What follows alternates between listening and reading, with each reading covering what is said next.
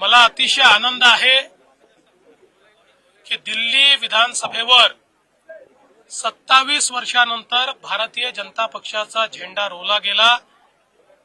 दिल्लीच्या तमाम कार्यकर्त्यांचं आणि जनतेचं मी मनापासून अभिनंदन करतो।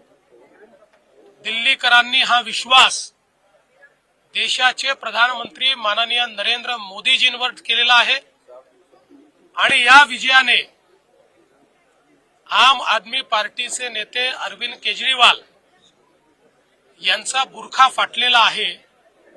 सातत्याने खोटी आश्वासनं देऊन आणि लोकांना त्या ठिकाणी भटकवत ज्या प्रकारे त्यांनी राज्य केलं त्या परंपरेचा आज अंत झालेला आहे आणि खोटं राजकारण चालणार नाही हे दिल्लीच्या जनतेने दाखवून दिलेलं आहे।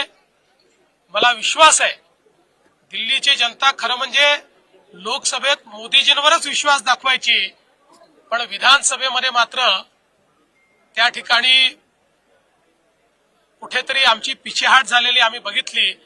मात्र आता एक प्रचंड मोठा विजय हा दिल्लीच्या जनतेने दिलेला आहे आणि निश्चितपणे हे विकासाला दिलेलं मत आहे, मोदीजींवरच्या विश्वासाला दिलेलं मत आहे आणि भारतीय जनता पार्टीचं सरकार हे दिल्लीमध्ये लोकांच्या आशा आकांक्षा आणि अपेक्षा निश्चितपणे पूर्ण करेल।